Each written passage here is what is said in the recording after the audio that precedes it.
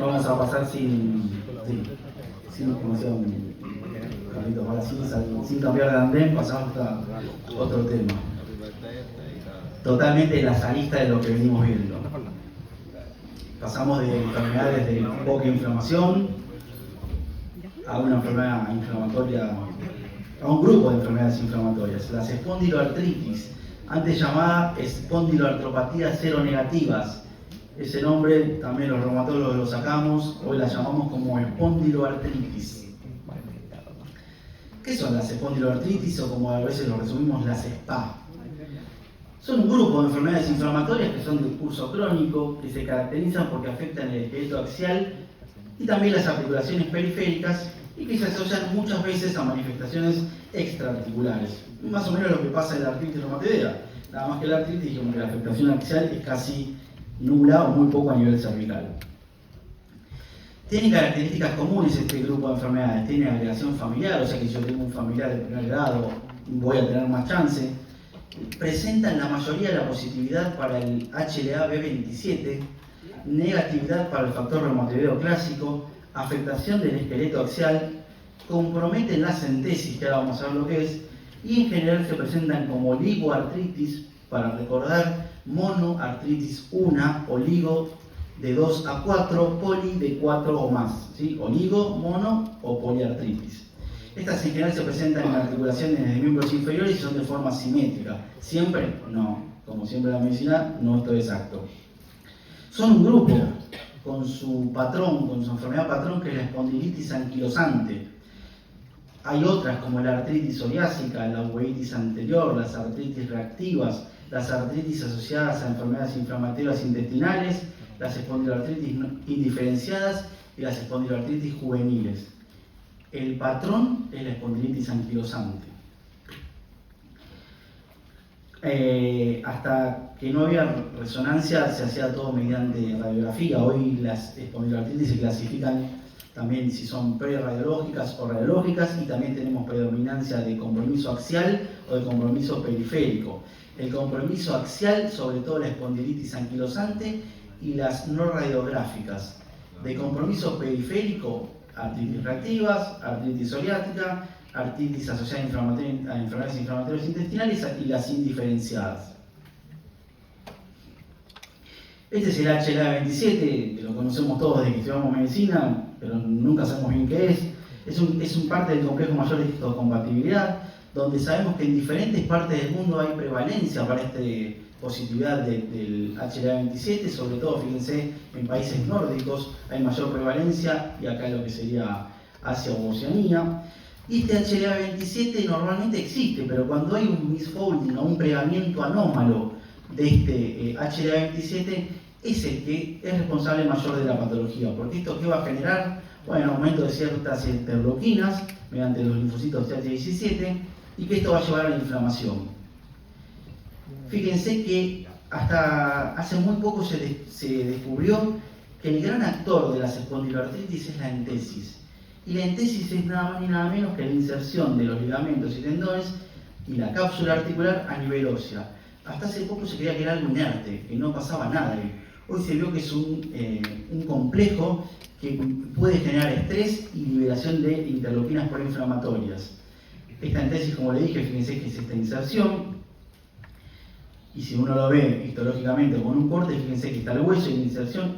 Todas estas células que tienen sinovial, que pueden generar citoquinas proinflamatorias y liberarlas, y hoy se cree que el inicio es acá, y de acá se va extendiendo la enfermedad. ¿Qué pasa? Bueno, que hay un estrés mecánico o repetitivo, ¿sí? Que esto va a generar una activación de ciertas células, esto va a llevar a activación, y fíjense, una vez que se activan los mecanismos inflamatorios, puede haber una resolución y no pasa nada, se repara, o si se mantiene en el tiempo lleva a una cronificación. Esto está perpetuado por ciertos factores genéticos como el B27 o alteraciones de la interleuquina 23, y esto va a llevar a la inflamación crónica y a la clásica patología que conocemos. Las entesis tienen cierta capacidad de liberar, como dije, ciertas citoquinas. ¿Cuáles? Sobre todo interleuquina 23, y ahora vamos a ver qué pasa. En la entesis mediada Ustedes saben que la microbiota está de moda en la medicina y muchas patologías tienen que ver con la alteración de la microbiota. Las espondiloartritis no son el caso, no son la excepción. Sabemos que la alteración de la microbiota junto con estrés biomecánico en un paciente predisponente que tiene la positividad para el HLA-27 va a generar que la antesis se libere interleuquina 23 mediante los linfocitos T. Estos linfocitos T van a inactivar el linfocito T. Estos linfocitos T activados van a secretar otras interleuquinas, cuales nos importan más que nada la 17, que es el actor principal. Y esta a su vez va a liberar el TNF-alfa, como por ejemplo pasa en la artritis reumatoidea. Esto que va a llevar a pérdida de hueso, osteoporosis, fracturas, a inflamación y a osteoproliferación, que son lo que ustedes después van a ver en la radiología como los sindesmofitos, ¿sí? A diferencia de la osteoartritis, que son los osteofitos. ¿Dónde tenemos entesis? En un montón de lados, en la fascia plantar, en el tendón de Aquiles, en las inserciones de los ligamentos en las esquinitas o en los vértices de la vértebra, en los epicóndilos, en las caderas. Donde haya inserción hay una entesis. Esta entesis, como le digo, va a liberar neutrófilos y va a generar inflamación. Y fíjense acá cómo la inserción del Aquiles, esto lo estamos viendo, esto es una resonancia. Fíjense como acá no vemos nada, pero cuando hacemos en el T1 vemos edema e inflamación. Y acá inicia el problema, fíjense todo esto blanco que ven acá. Esta es la clásica entesitis del tendón de Aquiles y muchas veces los pacientes consultan por esto y pasa inadvertido porque lo que pasa es que los pacientes muchas veces no saben a quién recurrir y ven una inflamación tendinosa o algo así, van al traumatólogo. El traumatólogo probablemente lo interprete, no quiero generalizar, pero generalmente como una tendinitis del Aquiles, algo antiinflamatorio, un poquito de kinesiología y sigue para adelante. Pero esto no va a mejorar. Y ahí por ahí alguien, como yo siempre digo, a algún lúcido se le ocurre que hay que derivarlo a un reumatólogo y llega. Y no hace mucho a mí me llegó un paciente con esto y cuando nosotros vemos esto se nos prende la lamparita y decimos, este paciente probablemente tenga una espondiloartritis.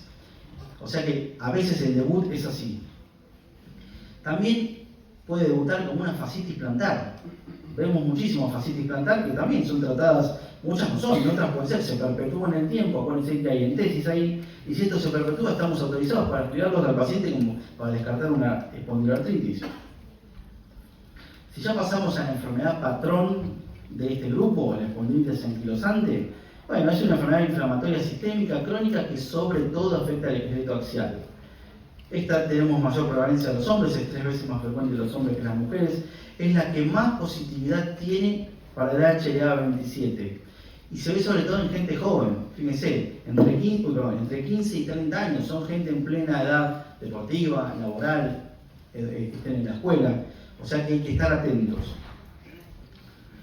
Fíjense que sobre todo aumenta con las edades tempranas y después, una vez que hace un pico a los 50 años, pues, esta es la artritis reumatoidea.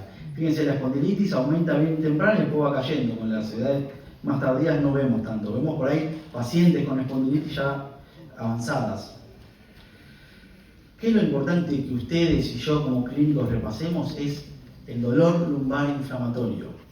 La lumbalgia es un motivo de consulta frecuente en todos los consultorios, clínicos, reumatológicos, traumatológicos, y tenemos que tener la capacidad para diferenciar una lumbalgia inflamatoria de una lumbalgia mecánica, porque eso nos va a hacer la diferencia. Si al paciente le decimos siga con los AINES, haga kinesiología, o si lo empezamos a estudiar para una espondiloartritis.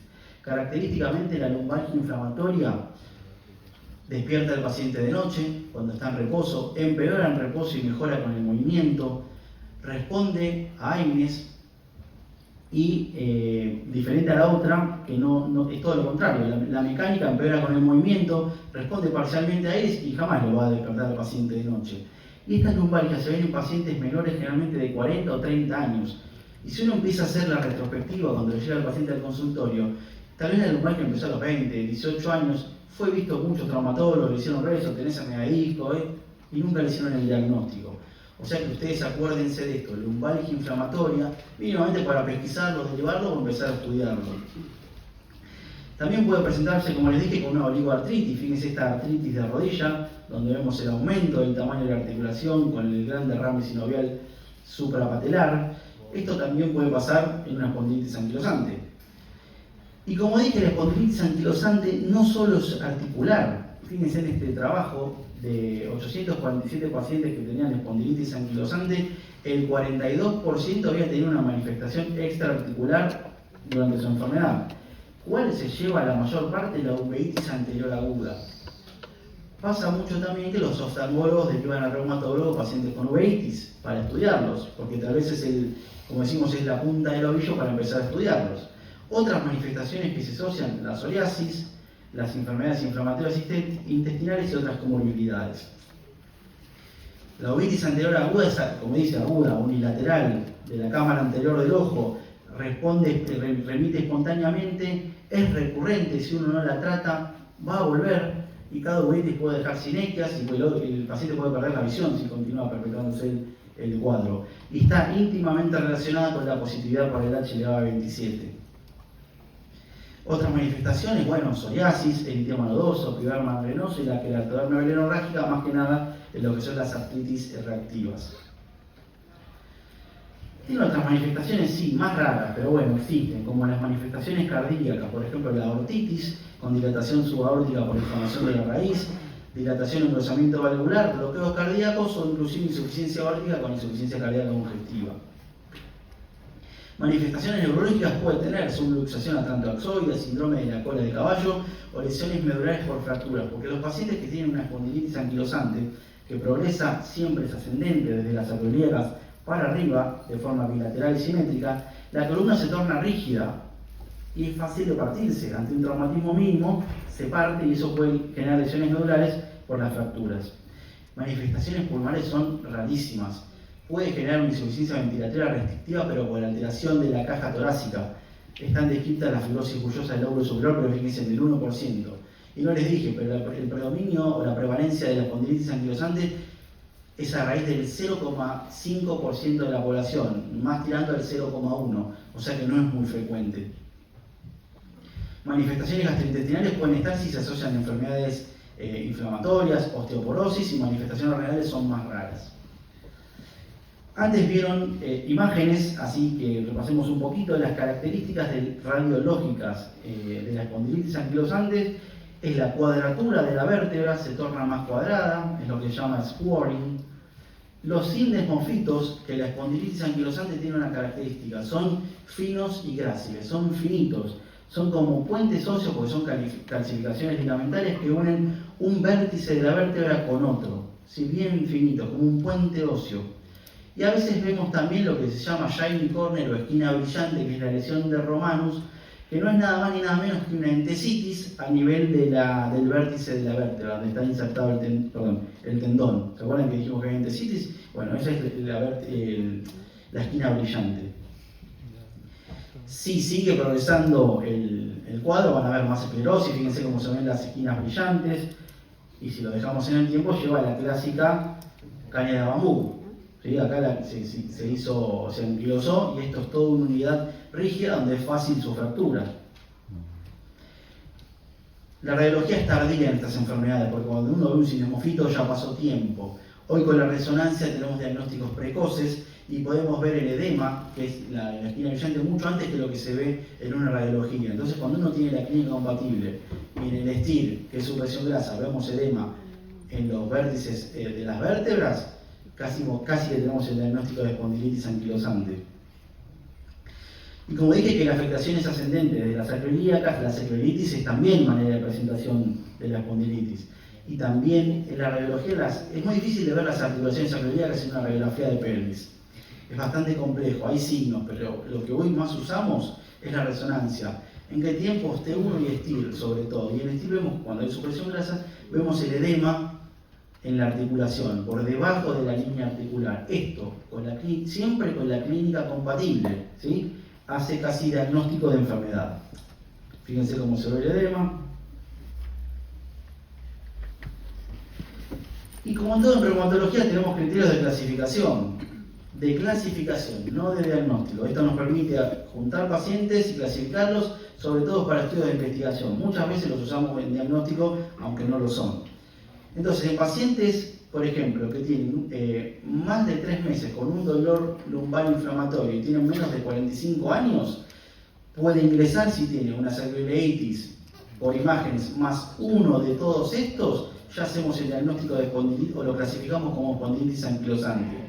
O si no tenemos esto, HLA-27 positivo más 2 de estos, que son dolor lumbar inflamatorio, artritis, entesitis, uveitis, dactilitis, psoriasis, enfermedad de Crohn, colitis ulcerosa, buena respuesta a AINES, historia familiar o HLA-27 o PCR elevada.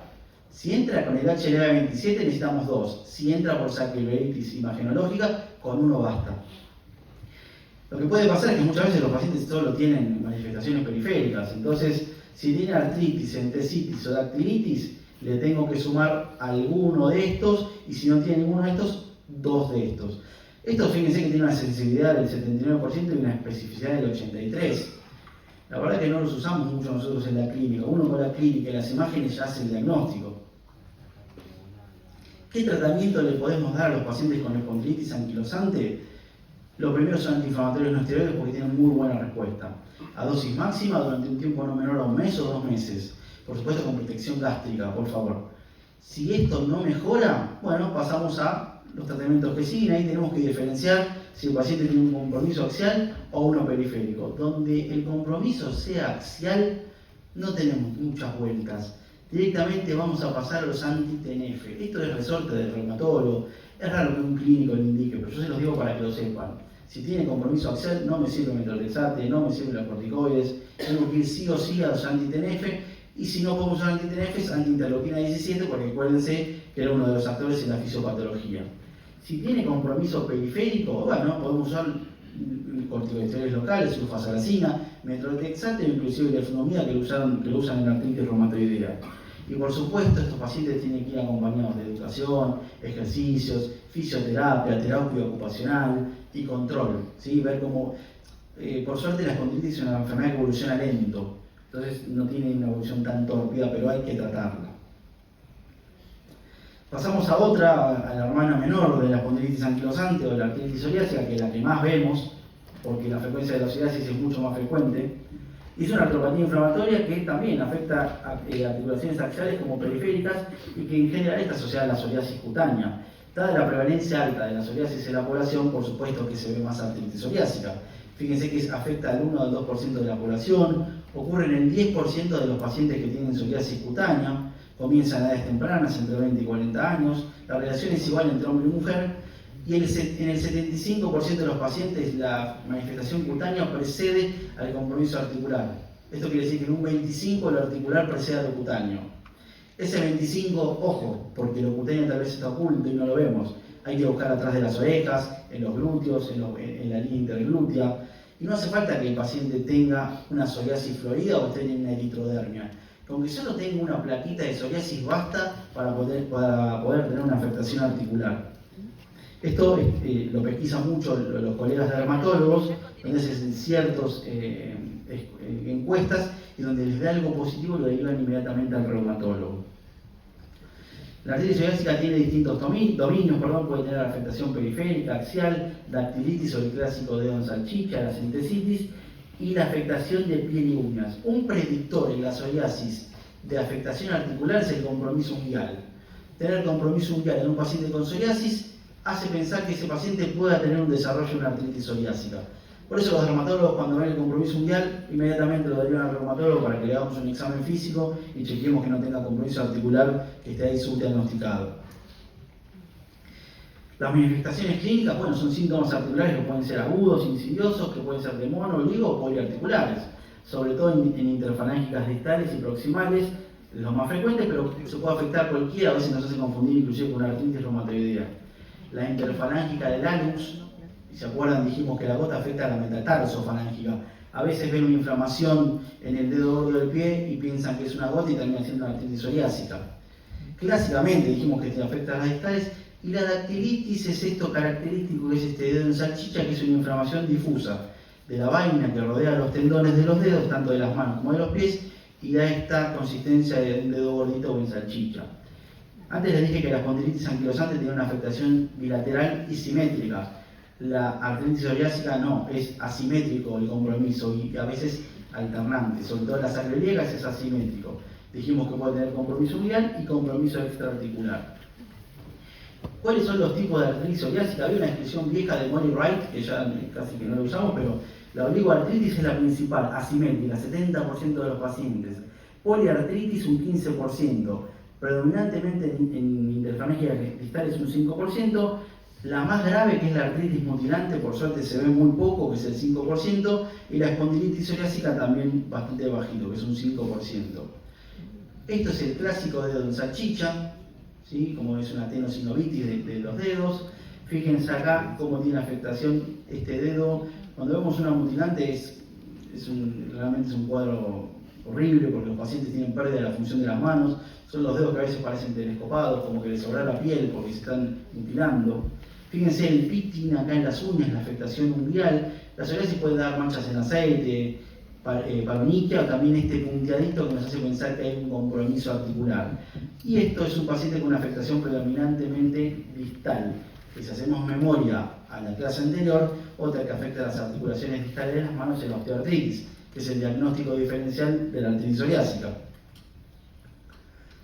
Los criterios de Caspar son criterios viejos, se siguen usando, la verdad que se usan poco en el consultorio, pero bueno, hablan de si el paciente tiene psoriasis actual o antecedentes personales de psoriasis, si tiene el factor reumatoideo negativo, si tiene dactilitis.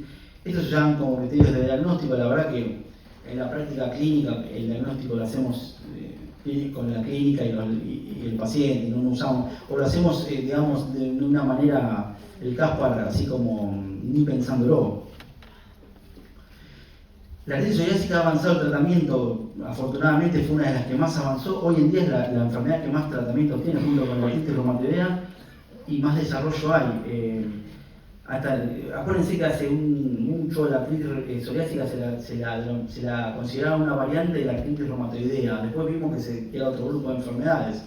Si el tratamiento es básicamente muy parecido a la artritis reumatoidea, se inicia con DIMARS o fármacos modificadores de la enfermedad convencionales, como pueden ser el metrotexate sobre todo, o la leflunomida, y después tenemos la gama de biológicos, que ahí ya viene, esto es más menester del reumatólogo, donde iniciamos con anti-TNF, anti-interleuquina 17, 23, la interleuquina 12 y 23, inhibidores de la fosfodiesterasa 4, los inhibidores de JAK, que son los últimos tratamientos que tenemos.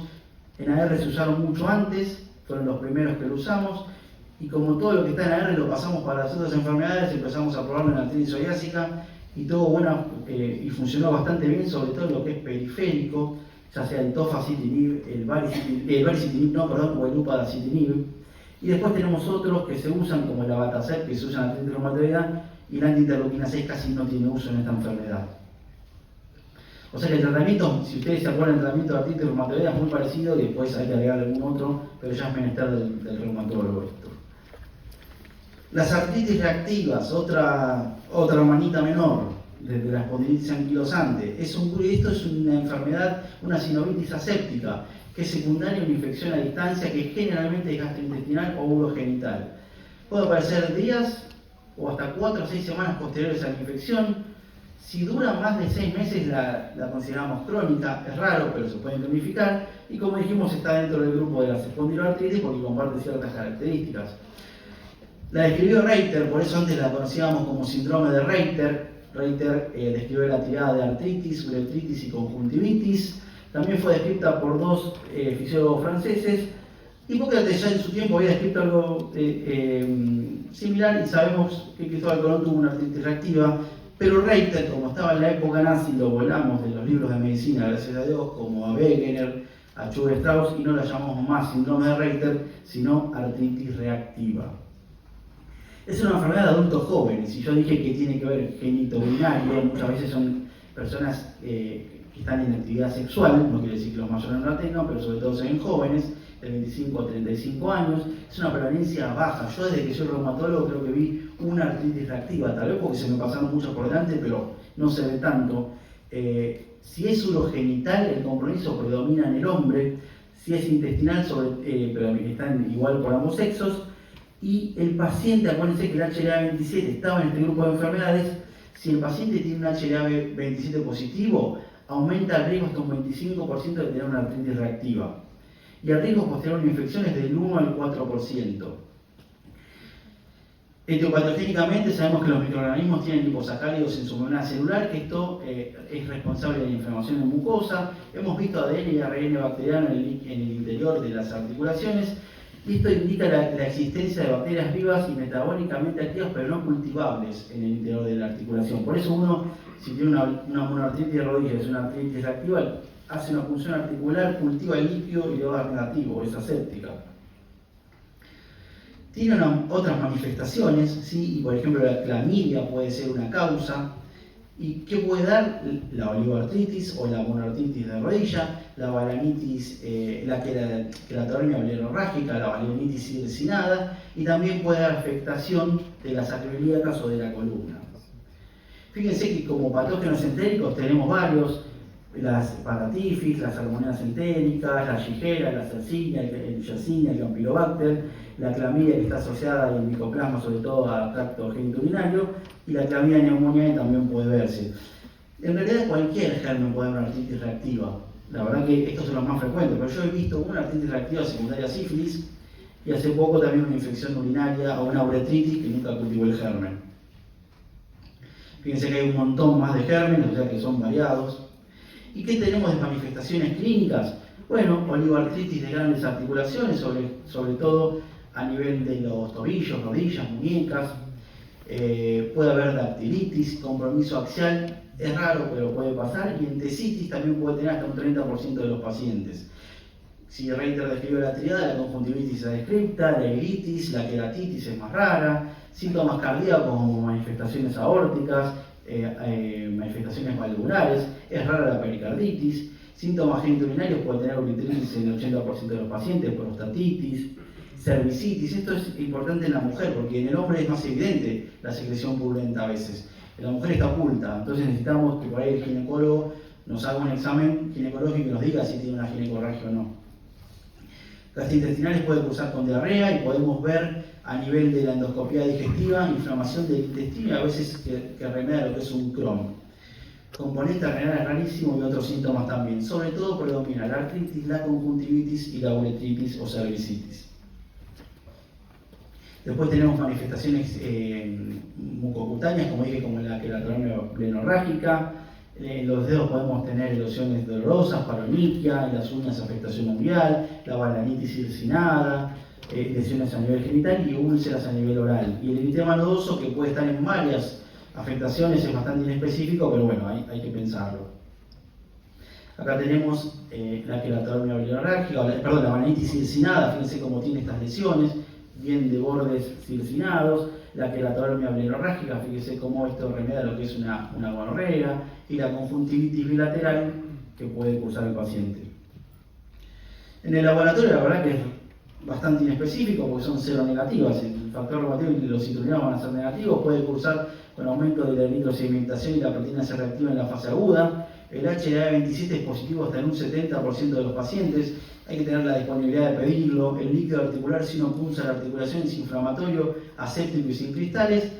Debemos solicitar serologías virales, pensar en HIV, que es otra causa de artritis reactiva, y si podemos y tenemos la sospecha, solicitar PCR para clamidia en orina, flujo o secreción uretral, porque es una causa importante de artritis reactiva.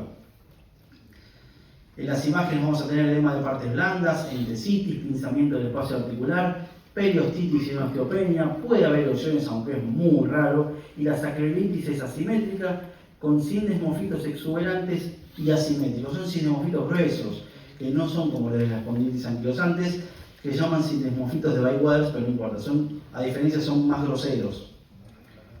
El diagnóstico, bueno, más o menos lo hicimos.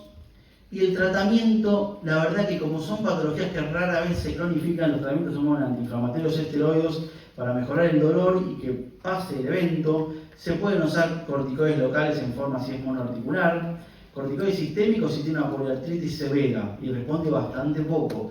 Si se cronifica, y bueno, ahí ya podemos usar lo mismo que en AR, metotrexate, sulfasalazina, leflunomida, ¿sí? Y si no hay respuesta a estos fármacos, se pueden usar anti-TNF. La verdad que es raro, nunca vi, porque es muy raro que se cronifiquen tanto.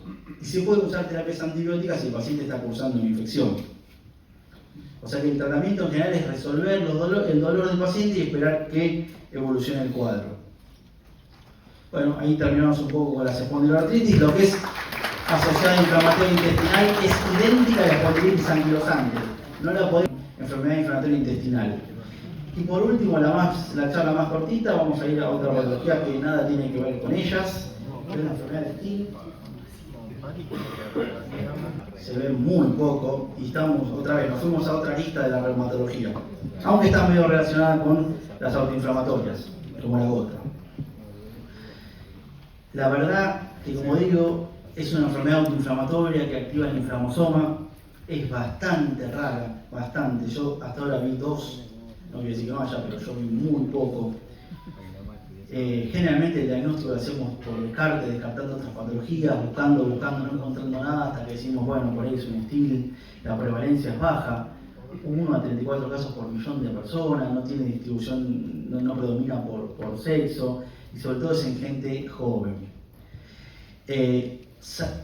Sabemos que hay PAMs, que se acuerdan que son los polisacáridos asociados a las bacterias, o los DAMs, que son las que activan este inflamosoma, y lo mismo que siempre, una vez que se activa el inflamosoma, lo que va a hacer es clivar la prointerleuquina 1 beta a interleuquina 1 beta activa, y ella va a ser la responsable de los síntomas y signos que va a tener el paciente. A su vez, ella va a estimular la liberación sobre todo del TNF-alfa y de interleuquina 1,6.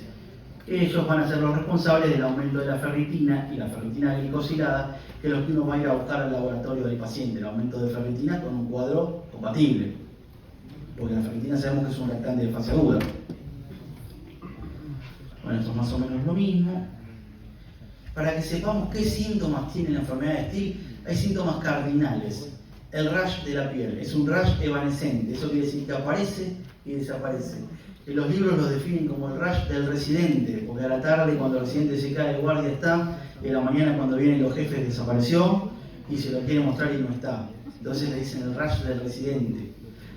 La fiebre mayor a 39 grados, constante, los pacientes en un síndrome febril prolongado que no le encontramos causa debemos sospechar un Still. Leucocitosis con neutrofilia, artritis, o a veces ni siquiera tiene artritis, tiene artralgia, que son dolores articulares. Otras manifestaciones, odinofagia, que está en algunos criterios, mialgia o miositis, aumento de esplenomegalia o linfadenopatía, más problemático, pericarditis, miocarditis, pleuritis o compromiso pulmonar. Puede haber hepatitis, y dijimos que hay aumento de litro y PCR, aumento de la ferritina, que es lo que vamos a buscar, y puede haber trastornos de la coagulación. El paciente puede tener signos o compromiso de la vida cuando se genera un taponamiento cardíaco, una miocarditis, una insuficiencia respiratoria aguda, cuando se genera una hipertensión pulmonar, puede impulsar, rarísimo pero realmente grave, una hepatitis fulminante, o lo que es peor, un síndrome de activación macrofágica. Todo esto puede comprometer la vida del paciente.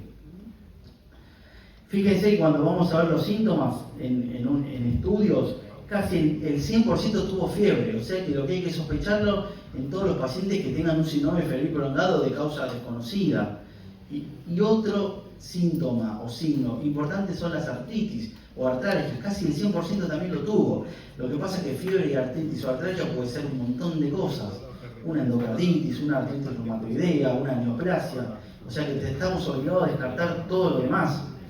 Fíjense que el rash que dijimos está también casi un 90%, y lo que es en el laboratorio, lo más frecuente es el aumento de la ferritina, el aumento de la PCR, el aumento del eritro y la leucocitosis con neutrofilia. Todo esto es muy específico, yo insisto, es un diagnóstico casi de descarte. Este es lo que le dije, el exantema evanescente asalmonado. Fíjense que es, no sé, ya a ver si se ve bastante bien, esto aparece y desaparece. Está y después no está. ¿Sí? Ustedes lo van a ver y después cuando van no está. Esto es característico. Puede tener también pápulas o máculas, fíjense acá más compromiso. Y puede haber compromiso pulmonar, que hasta hace mucho pensábamos que el Still no daba compromiso pulmonar. Puede haber, inclusive puede cursar, no con hemorragia alveolar aguda, pero sí con lesiones tipo infiltrados pulmonares bilaterales, hepática y esplenomegalia. Tiene distintos patrones. Hay un patrón monocíclico donde hace un pico, vuelve a la remisión y se sostiene clínicamente en remisión.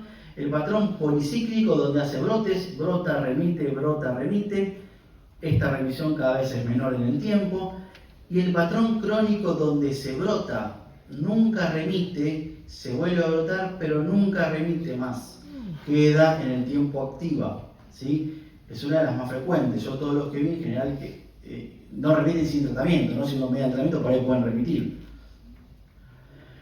Están los criterios de Yamaguchi. La verdad que en Reumato tenemos un montón de criterios y son muy difíciles de acordarse. No nos acordamos toda memoria, vamos a ayudarnos cuando lo tenemos, pero tiene criterios mayores que son la fiebre mayor a 39 grados, por lo menos una semana o más, artralgias de 2 semanas de evolución, el típico rash, la leucocitosis, los criterios menores, la faringitis o la odinofagia, la linfadenopatía o la esplenomegalia, alteraciones de las enzimas hepáticas, por supuesto la negatividad para el factor reumatoideo, el FAN o el ANA, el antinuclear, y tenemos que excluir que no esté cursando infección aguda del paciente, por ejemplo un Epstein-Barr, un citomegalovirus, que no tenga enfermedades malignas, sobre todo linfomas, y ausencia de otras enfermedades inflamatorias, como por ejemplo la poliarteritis nodosa, que es una vasculitis de vaso mediano. Si tiene 5 criterios, incluyendo 2 mayores, y no tiene ningún criterio de exclusión, podemos clasificarla como un STIL. O sea que el trabajo de diagnosticar un STIL es arduo, no es tan fácil. Los diagnósticos diferenciales son un montón, desde infecciones bacterianas, virales, parasitarias, desórdenes hematológicos malignos, cáncer de tipo sólidos, enfermedades otras autoinflamatorias, o autoinmunes por otros autoinflamatorios como la fiebre mediterránea familiar. Es muy difícil. No quiere decir que no lo podamos hacer, lo tenemos que pensar. El tratamiento de la enfermedad de STIL no cambió mucho. Una vez que tenemos hecho el diagnóstico, si tiene un compromiso leve, bueno, se puede empezar con antiinflamatorios no esteroides o bajas dosis de glucocorticoides, y si se cronifica en el tiempo, se puede empezar con metrotexate, sobre todo dentro de los DIMARS. Si tiene un tipo articular crónico, como si fuera una R, dosis baja de corticoides, después empezamos con DIMARS como metrotexate, y si son refractarios se pueden usar inhibidores de interleuquina 1, que en Argentina no hay, pero sí hay inhibidores de interleuquina 6 o anti-TNF que sí tenemos y lo podemos usar. Y si tiene un compromiso sistémico moderado o severo, rápidamente, si está en riesgo la vida del paciente, iniciar dosis altas de corticoides. Si no responde, deberíamos iniciar con anti-interleuquina 1, y si sigue no respondiendo o no contamos con esto, inhibidores de interleuquina 6. Rara vez vi un STIL con compromiso bien. En general yo tengo una paciente ahora en seguimiento que fue un síndrome febril prolongado con rash y artralgias, y no respondió a los demás y está en tratamiento con anti-interleuquina 6, y como dice ella, está curada, pasó de tener 10.000 de ferritina a tener normal la ferritina, no tiene ningún síntoma más. Hay que controlarla, por supuesto, pero el tratamiento hoy con anti-interleuquina 6 cambió el pronóstico de esta enfermedad, aunque insisto, es rara y no la vemos tan frecuentemente. Creo que este es muy cortito, así que ahora van a quedar tiempo para las preguntas que vienen para cerrar la charla. De la clase. Creo que ustedes tienen para pulsar, aparte de su presente. Bueno, vamos a ver si aparece la primera. Bueno, fíjense, vamos con la primera pregunta. Marque la respuesta incorrecta respecto a la espondilitis anquilosante. Incorrecta. Opción A, es muy frecuente la afectación pulmonar. Opción B, afecta a las articulaciones sacroiliacas de forma bilateral y simétrica. Opción C, a nivel cardiovascular puede generar insuficiencia aórtica. Opción D, presenta entesitis frecuentemente. Yo creo que lo están votando, pero vamos a dar ahí para que voten.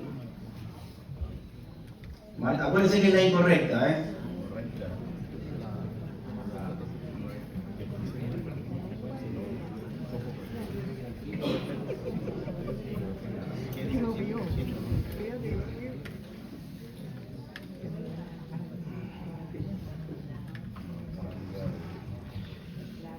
Ya estamos terminando, ahí se termina el tiempo.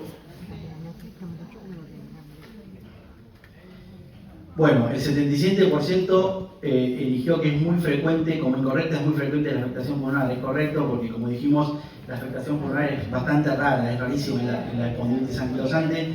Las articulaciones sacroiliacas se afectan de forma bilateral y simétrica, puede generar insuficiencia aórtica y la entesitis es frecuente, así que perfecto. Los demás, acuérdense que no, ¿sí? Que es todo lo contrario.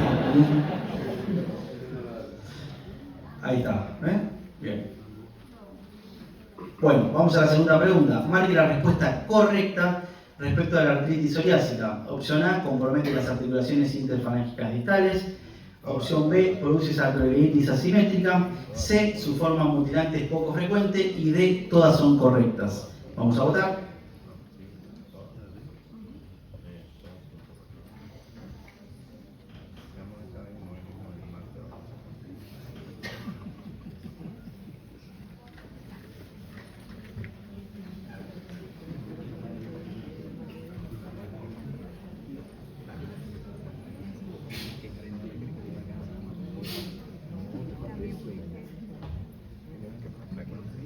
Estamos terminando. Bien, todas son correctas, es la respuesta correcta, compromete sobre todo las distales, lo dije, la sarcoidomitis es asimétrica y la mutilante, gracias a Dios, es poco frecuente, así que el 95% votó bien, los otros otra vez a fijarse. Otra pregunta, marque la respuesta incorrecta respecto a las artritis reactivas. A, se asocian infecciones genitourinarias y gastrointestinales. B, son artritis estériles sin gérmenes en el líquido sinovial. C, se considera crónica si sobrepasan los 15 días de duración. D, los AINES se usan en primera línea de tratamiento. La incorrecta. Vamos a votar.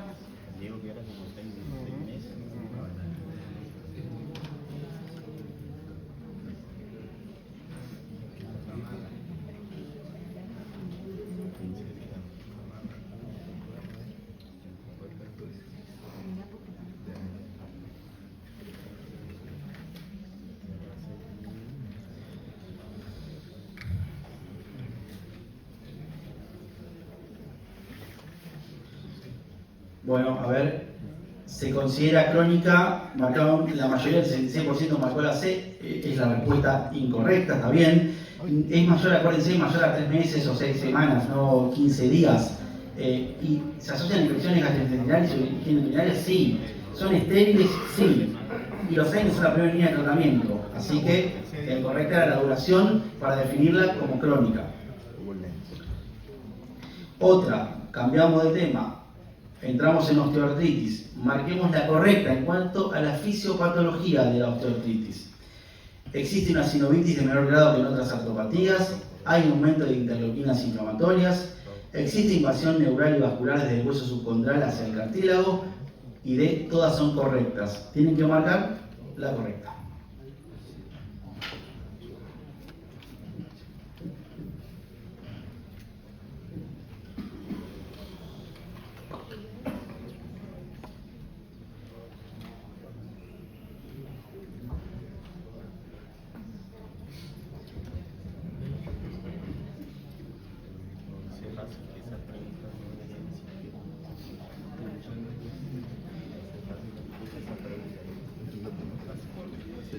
Bien, el 97% votó que todas son correctas y es así. La sinovitis es de menor grado que en otras inflamatorias. Hay aumento de interleuquinas inflamatorias, como les dije, de interleuquina 1 y 6. Y se los conté, lo de la invasión neural desde el hueso subcondral y vascular, que es la fisiopatología de esta enfermedad. Perfecto, la mayoría votó bien. 5. En cuanto al tratamiento de la osteoartritis, marque la incorrecta. A. Se inicia con DIMARS como metrotexate o hidroxicloroquina. B. El paracetamol es utilizado de primera línea. C. Los opioides débiles como el tramadol se reservan para pacientes que hayan fallado a AINES o que presenten contraindicaciones a los mismos. D. El sulfato de glucosamina o el convertin sulfato se utilizan sobre todo en osteoartritis de rodilla y cadera. Acuérdense que tienen que marcar la que no es correcta.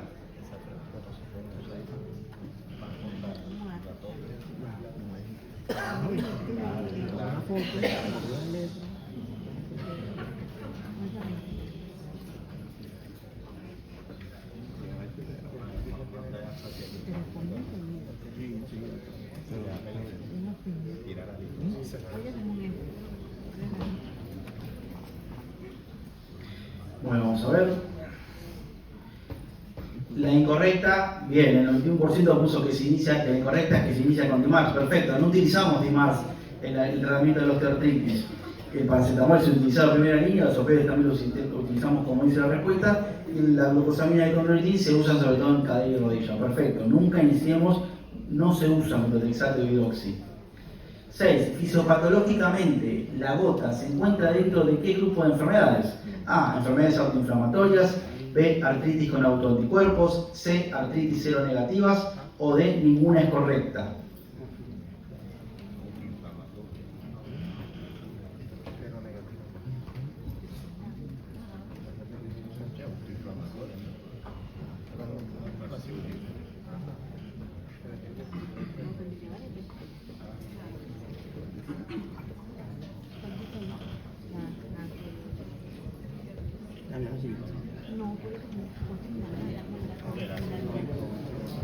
A ver. Bueno, esperaba que lo dijeran más. La correcta es que está dentro del grupo de las enfermedades autoinflamatorias. Acuérdense que les dije que la fisiopatología tenía que ver con la activación del inflamosoma, autoinflamación. No es una artritis con autoanticuerpos ni tampoco es una artritis seronegativa, es una autoinflamatoria. Todo lo que mide inflamosoma interleuquina 1 es autoinflamatorio. 7. Para realizar el diagnóstico de certeza de gota se necesita A. Tener un valor alto de ácido úrico plasmático. B. Presentar una artritis de la primera articulación metatarso-falángica. C. Evidenciar cristales a nivel de líquido sinovial con forma de aguja a través del microscopio de luz polarizada. O D. Una radiografía con estrechamiento del espacio articular. Diagnóstico de certeza. ¿Cómo dicen ahí? Sí,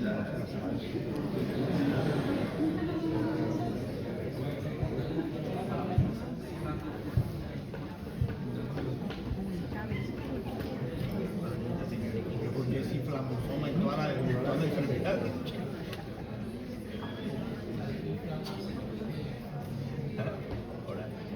Autoinflamatoria, ¿dónde va eso?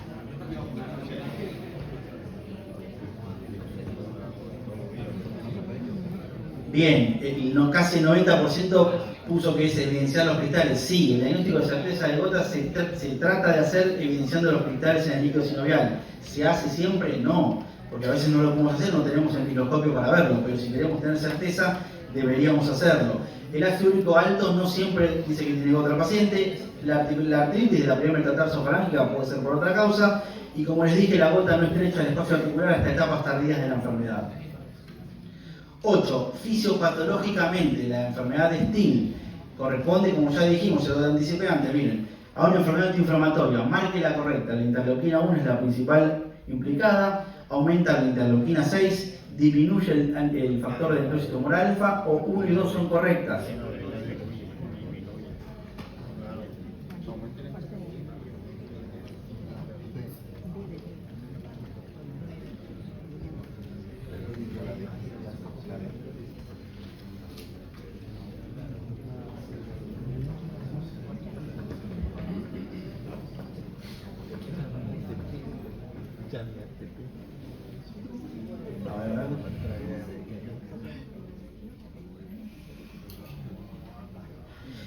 Bien, casi el 85 dijo que 1 y 2 son correctas. Sí, porque, bueno, ahí no estaría marcando, quedó cortito. Pero la interleuquina 1 es la principal implicada, pero también la interleuquina 6, porque si no, no usaríamos el inhibidor de la interleuquina 6 como tratamiento. Perfecto. 9. ¿Cuál de los siguientes fármacos no está indicado en el tratamiento? Y acá falta algo, pero debería ser... Bueno, esta está incompleta ahí, así que si quieren la salteamos, porque falta ese. No. ¿Se ve? Ahí no. Claro, está incompleta. Porque es tratamiento de la artritis psoriásica de esto. Bueno, a ver, les digo, fíjense. ¿Cuál de los siguientes fármacos no está indicado en el tratamiento de artritis psoriásica? Opción A, methotrexate. Opción B, antiinterleuquina 17. Opción C, anti-TNF. Y opción D era antiinterleuquina 6. A ver qué les parece, no lo tienen escrito, pero ¿qué les parece? No van a poder votar, pero bueno, o voten. ¿Cuál no está indicado? El último es interleuquina 6.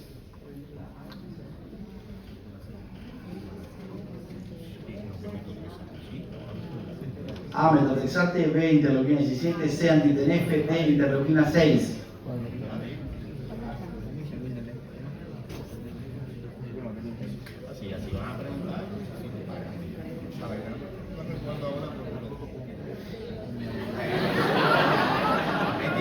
Los voy a matar. No, A ver, el metotrexato está indicado cuando tiene una artritis periférica, es el tratamiento de inicio de una artritis psoriásica. Yo les dije que el tratamiento era muy parecido a la artritis reumatoidea. Los antiinterleuquina 17 también están indicados. Los anti-TNF-alfas también, cuando fallan o tienen compromiso axial, se usan.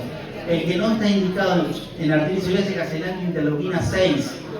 No recordaron la fisiopatología. Eso no deberían de... Está mal. Está mal.